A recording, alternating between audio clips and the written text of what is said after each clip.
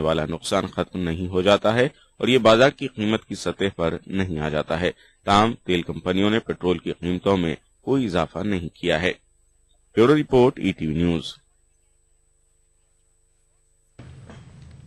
Diesel की कीमत में मुसलसल इजाफे से सार्फिन की मुश्किलात बढ़ती जा रही हैं। इसका असर जिंदगी के हर शोबे पर पड़ रहा है। आइए देखते हैं अवाम का क्या रद्द-ए-अमल है। आदमी हर वक्त तो बढ़ाते रहते हैं, ऐसा ही क्या आप बड़ा कम करो थोड़ा। तो अभी सरकार का कुछ बोला नहीं जाता, कभी भी कुछ भी बढ़ाती है, उनका कुछ भरोसा नहीं है।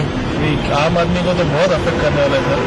ऐसे हर 2 महीने 3 महीने में बढ़ते जाएगा तो आदमी क्या करे, लगता है गाड़ी घर में ही पार्क करके बस नहीं तो ट्रेन यूज करना पड़ेगा बाद में। डीजल का तो सीधा सीधा रिलेशन पूरी लाइवलीहुड से है। डीजल से सारी सब्जियां महंगी होने वाली हैं, राशन महंगा होने वाला है। डीजल से तो पूरी लाइफ डिस्टर्ब हो जाती है डीजल के बढ़ने से। पेट्रोल से इतना फर्क नहीं पड़ता, लेकिन डेफिनेटली इससे काफी महंगाई आने वाली है। बहुत फर्क पड़ेगा जी, बहुत ज्यादा फर्क पड़ेगा। गरीबों के लिए तो बहुत ही ज्यादा फर्क पड़ेगा। 50 पैसे बढ़ने का मतलब है कि हमारा क्या बोले, बहुत फर्क पड़ेगा। किस तरीके से सब फर्क पड़ेगा?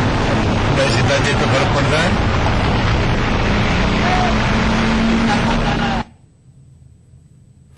तेलंगाना रियासत की तश्कील के अमल को हतमी शक्ल देने की खातिर टीआरएस सरबराह के चंद्रशेखर राव की क़यादत में पार्टी का एक वफ्द दारुल हुकूमत दिल्ली पहुंच चुका है। दिल्ली दौरे के दौरान टीआरएस वफ्द सदर जमहूरिया प्रणब मुखर्जी, वज़ीर-ए-आज़म मनमोहन सिंह और अपोजिशन जमातों के लीडरों से मुलाकात करेगा। टीआरएस वफ्द लीडरों से पार्लियामेंट के आइंदा इजलास में तेलंगाना बिल की तायीद से मुताल्लिक तबादला ख्याल करेगा।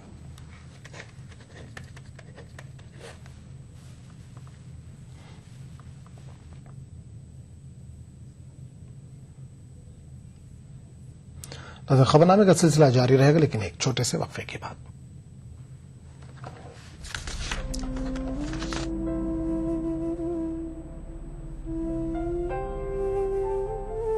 अकेले तो ये देश बना नहीं, हमने एक दूसरे का साथ दिया, तभी तो बना ये भारत। सड़कें हमने बनाई, पर मुसाफिरों को खाना तो सबने मिलकर ही खिलाया। तमाम अस्पताल हमने बनाए, पर लोगों को जिंदगी तो सबने मिलकर ही दी। पोलियो अभियान हमने चलाया, पर सारी मुश्किलों के बावजूद अपने बच्चों को बूथ तक तो पहुंचाया सबने मिलकर ही। मेट्रो का ताना बाना हमने बुना, पर उसे घर जैसा सजाया संवारा तो सबने मिलकर ही। लाखों स्कूल हमने खोले, पर बच्चों को मौका तो सबने मिलकर ही दिया।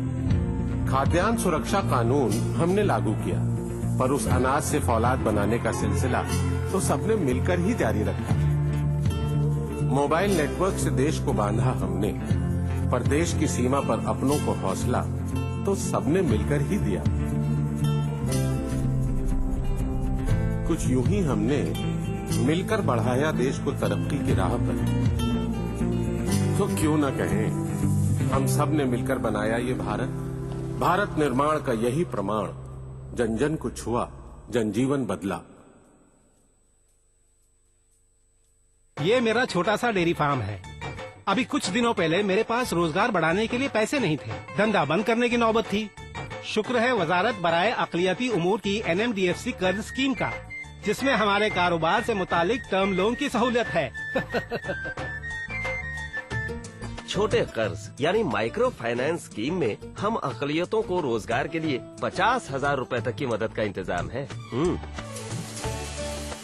ख़वातीन तरक्की स्कीम में हम अक़लियती औरतों को टेलरिंग, कटिंग और कशीदाकारी वगैरह की ट्रेनिंग मिली।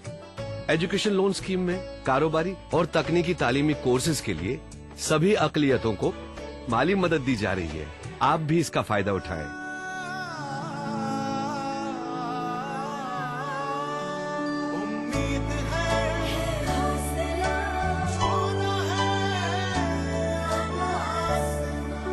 आप बनेंगे तो बनेगा हिंदुस्तान।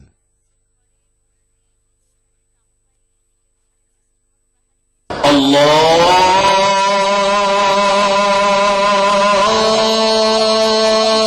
अकबर, अल्लाह अकबर, अल्लाह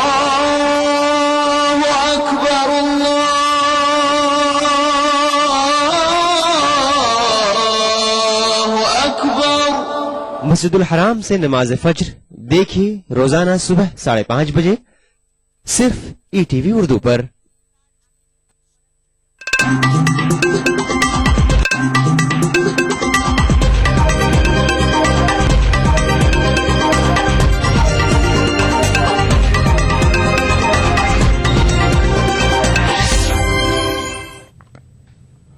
ईटीवी उर्दू न्यूज में एक बार फिर आपका खैर मकदम और आप देख रहे हैं खबरनामा। 8 करोड़ की लूट के सिलसिले में दिल्ली पुलिस ने एक बड़ी कामयाबी हासिल की है। स्पेशल सेल ने 3 अफराद को गिरफ्तार किया है। जरा का कहना है कि पुलिस ने लूटी गई रकम का कुछ हिस्सा भी बरामद किया। गुज़िश्ता 28 जनवरी को दिल्ली के पौष इलाके लाजपत नगर से एक ताजिर से 8 करोड़ रुपए लूट लिए गए थे। पुलिस का दावा है कि इस वारदात में 10 से 12 अफराद मुलविस हो सकते हैं।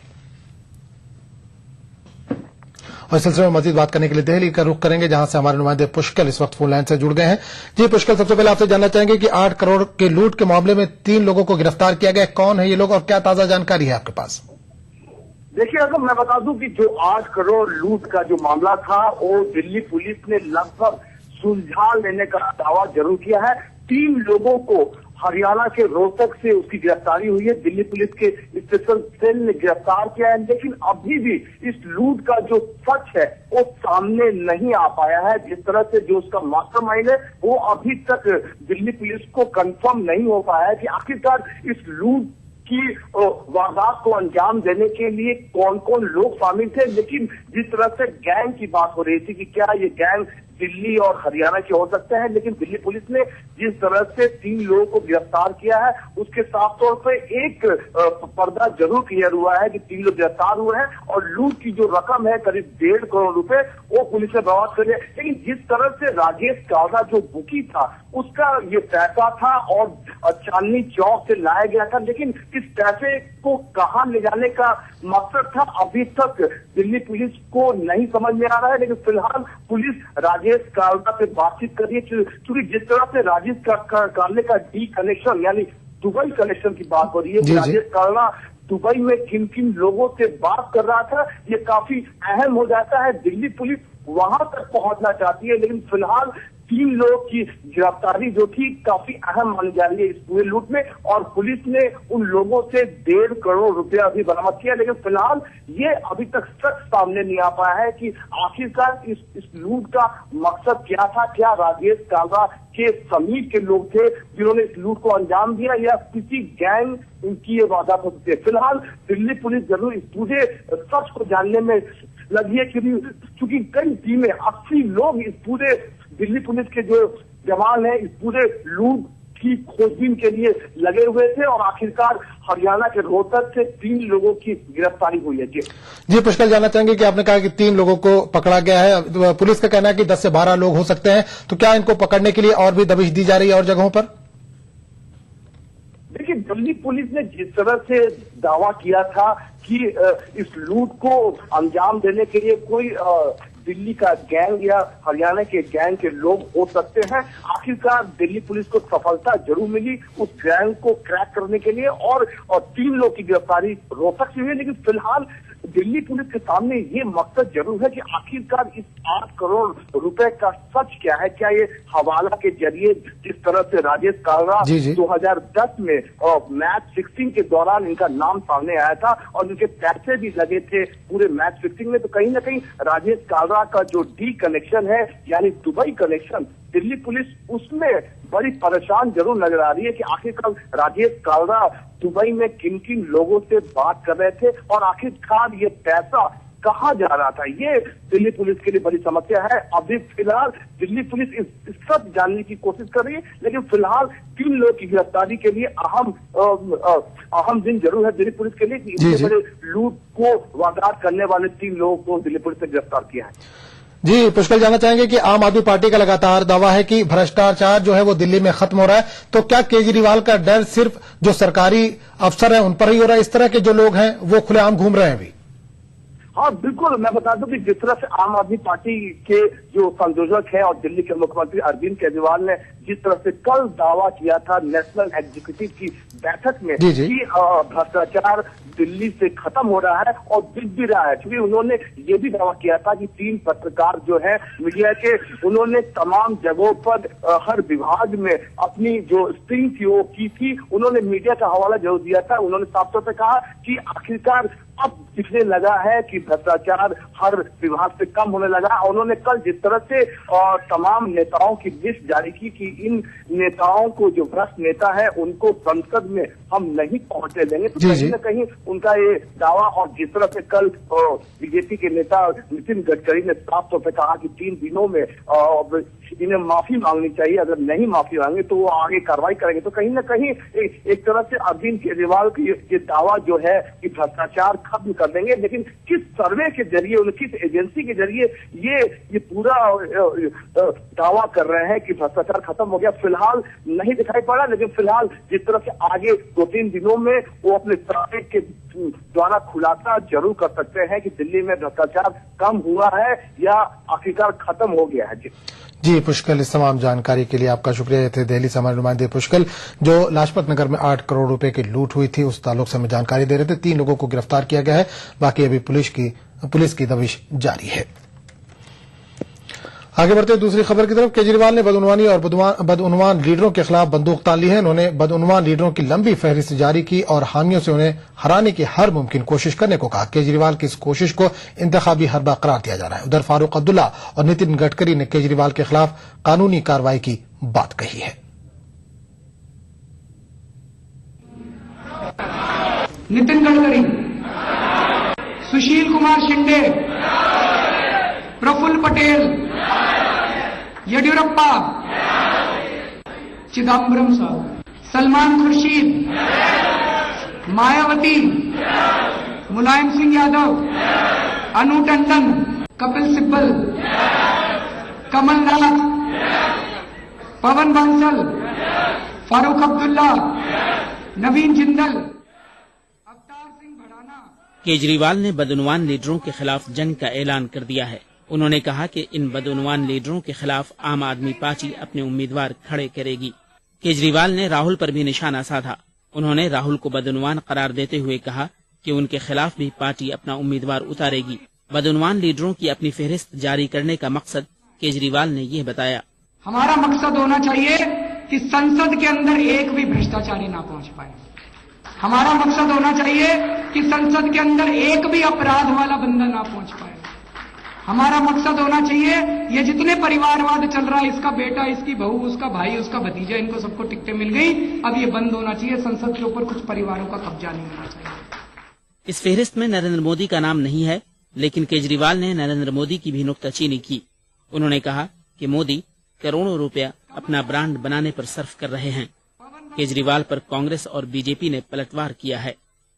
ये केवल और केवल रोज एक ऐसा शोषा छोड़ के उन 18 पॉइंटों से लोगों का ध्यान बटाना चाहते हैं। मेरी इनसे अनुरोध है कि कृपया लोकसभा चुनाव में सबको जाना है, हमको भी जाना है, आपको भी जाना है।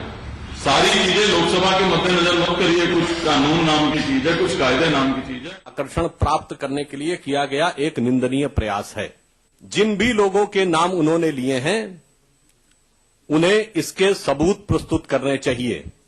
उधर नेशनल कॉन्फ्रेंस के सदर फारूक अब्दुल्ला ने केजरीवाल के खिलाफ अदालत से रुजू होने की धमकी दी है। उन्होंने कहा कि वो उनसे अदालत में सवाल करेंगे। Bureau report, ETV news.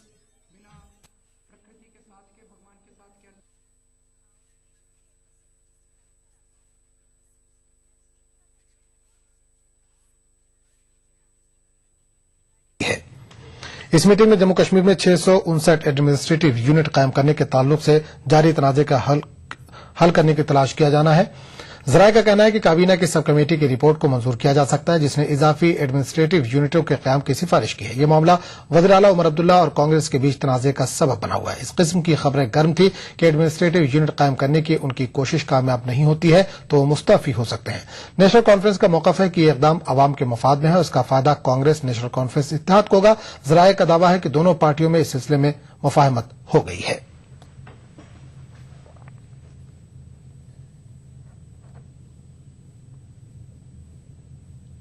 Kejriwal हुकूमत ने दिल्ली में अरुणाचल प्रदेश के रुकन असेंबली के फर्जंद की हलाकत के वाकये की मजिस्ट्रेट सतह की जांच का हुक्म दिया है। इस मामले पर मरकजी वजारत दाखिला ने भी दिल्ली पुलिस से तफसीली रिपोर्ट तलब की है।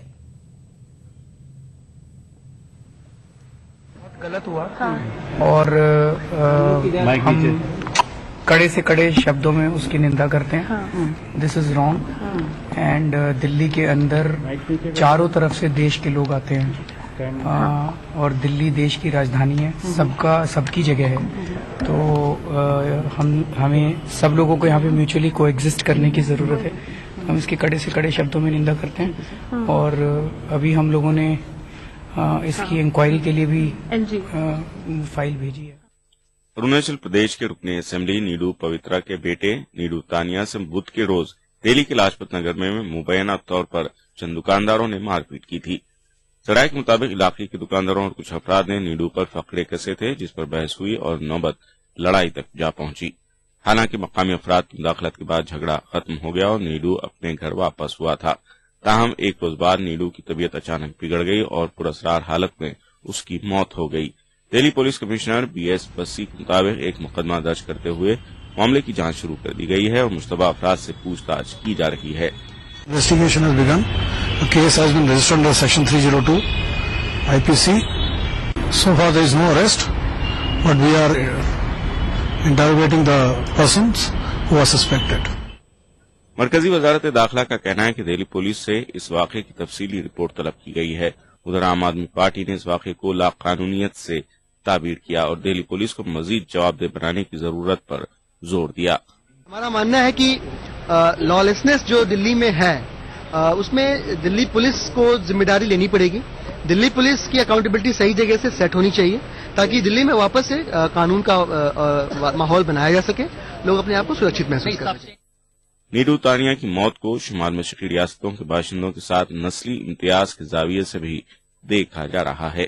ताहम दिल्ली पुलिस ने इस वाकये में नस्ली इम्तियाज के इम्कान को मुस्तरद कर दिया है। Bureau report ETV news. Gujarat के वजीर आला नरेंद्र मोदी इस वक्त सोमनाथ में खिताब करें, आपको सीधे वहीं लिए चलते हैं।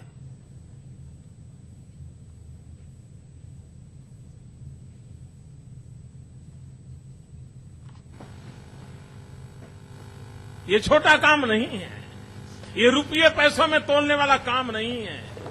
जिन्होंने दान दिया है तो लाठी परिवार और उनके सभी दाताश्री, उन्होंने इतिहास को एक स्वर्णिम ताकत दी है। इतना बड़ा काम उन दाताश्रियों ने किया है। मैं इसलिए उनका भी बहुत मन से अभिनंदन करता हूं, उनका अभिवादन करता हूं। भाइयों बहनों, ये हमारा समुद्री तट है।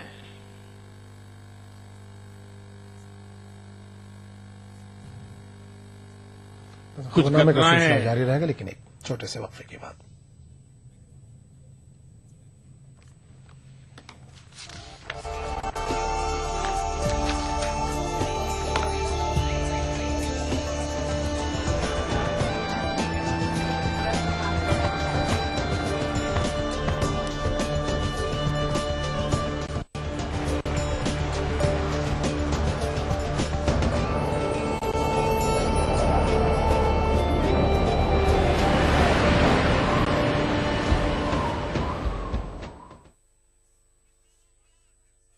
कट्टर सोच नहीं, युवा जोश।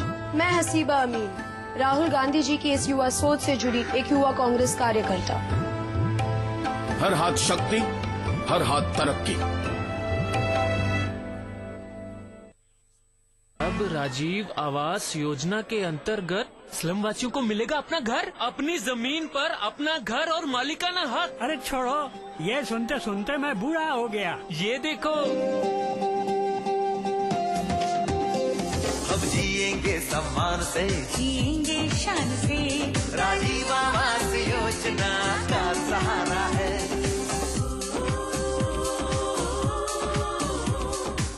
अपना भी घर होगा, अपनी इज्जत होगी। हाँ, शहर में ही अपना पता होगा, राजीव आवास योजना का सहारा है।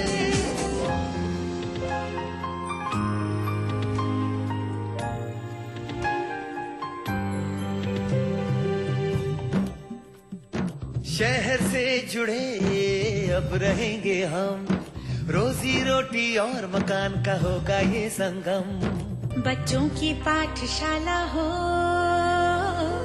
भविष्य उनका उज्जवल हो, राजीव आवास योजना का सहारा है। घर घर में नल होगा, पानी झरझर होगा, आएगी रोशनी हर तरफ उजाला होगा। भारत सरकार, राज्य सरकार एवं स्थानीय निकायों का साझा प्रयास, राजीव आवास योजना, सबको हक।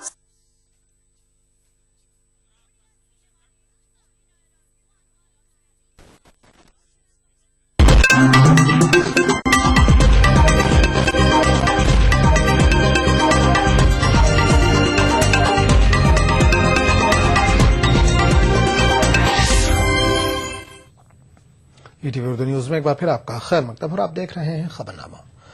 शाम में क़याम अमन से मुतल्लिक़ जिनेवा मुज़ाकरात बगैर किसी नतीजे के खत्म हो गए। अक़वाम मुत्तहिदा और अरब लीग के खुसूसी सफ़ीर अख़ज़र इब्राहिमी ने आइंदा 10 फरवरी को अगले मुज़ाकरात की तजवीज़ रखी है। इन्होंने कहा है कि शामी अपोजिशन इनकी तजवीज़ से मुत्तफ़िक़ है।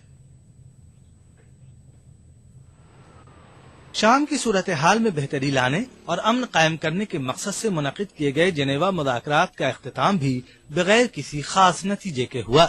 हालांकि इस मुज़ाकरात में खुसूसी सफीर बराए अक़वाम मुत्तहिदा और अरब लीग अख़ज़र इब्राहिमी की काविशों के नतीजे में शाम के फरीक़ैन आमने सामने बैठने पर रजामंद जरूर हुए, लेकिन नतीजा वही ढाक की 3 पात।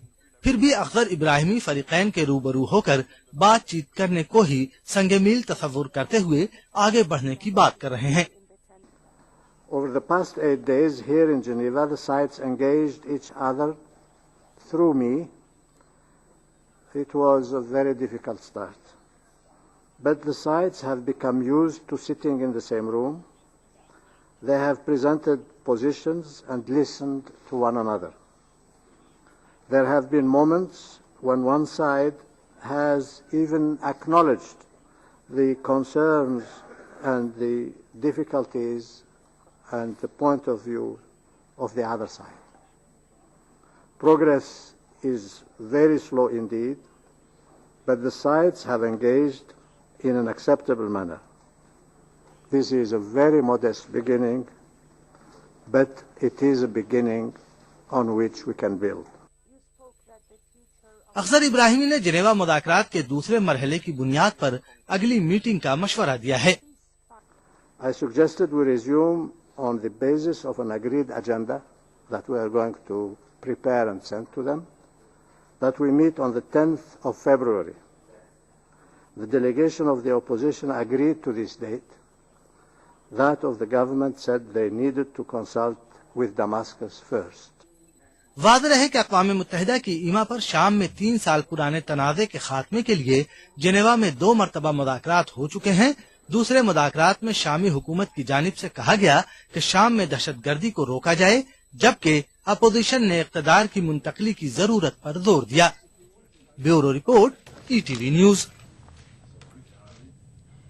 खबरनामे में फिलहाल इतना ही। अगले बुलेटिन में आपसे फिर मुलाकात होगी।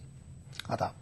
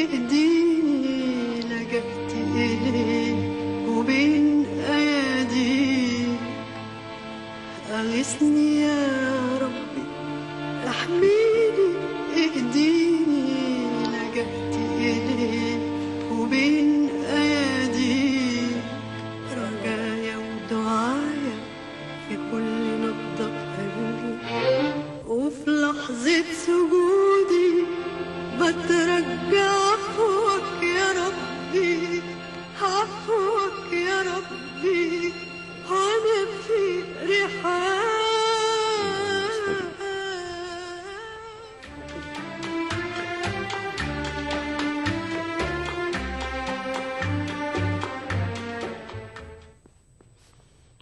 अल्हम्दुलिल्लाह रब्बिल आलमीन वल आक़िबतु लिल मुत्तक़ीन अस्सलातु वस्सलामु अला सय्यिदिल अंबिया वल मुरसलीन अस्सलातु वस्सलामु अला अब्दिहि व रसूलिहि मुहम्मदिन अल मुस्तफ़ा इमामुल अंबिया खातिमुन नबिय्यीन व अला आलिहि अस्हाबित तय्यिबीन अत्ताहिरीन रिज़वानुल्लाहि तआला अलैहिम अजमईन क़ाल अल्लाहु तआला फ़िल क़ुरआनिल मजीद वल फ़ुरक़ानिल हमीद उदऊनी अस्तजिब लकुम नहमदुहु व नुसल्ली अला रसूलिहिल करीम अम्मा बाद हजार बार विश्व हमदहन ज़मुश्क गुलाब हनूज़ नाम तो गुफ्तन कमाल बेअदबी इस्त।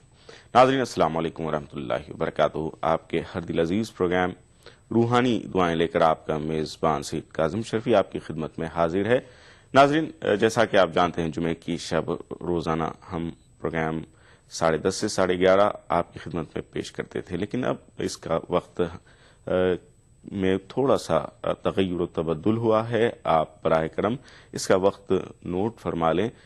जुमे की शब रोज़ा हर जुमा 11 बजे से ये 12 बजे तक प्रोग्राम जारी रहेगा। आपके दुआओं के लिए जो सवालात रहेंगे उसके जवाब दिए जाएंगे इंशाअल्लाह उल अज़ीज़। प्रोग्राम के इस सेशन में हम आपको बता दें कि जिस उन्वान के तहत हम गुफ्तगू करेंगे दुआओं की तरगीब कुरान और हदीस की रोशनी में, दुआओं की तरगीब कुरान और हदीस की रोशनी में, इस सिलसिले पर हम गुफ्तगू करेंगे। गुफ्तगू के लिए हमारे साथ आज जो मेहमान आलिम दीन मौजूद हैं, आपके हमारे हर दिल अजीज हजरतुल अल्लामा प्रोफेसर मोहम्मद मुस्तफ़ा शरीफ साहब क़िबला, डायरेक्टर दायरतुल मारिफ हैदराबाद।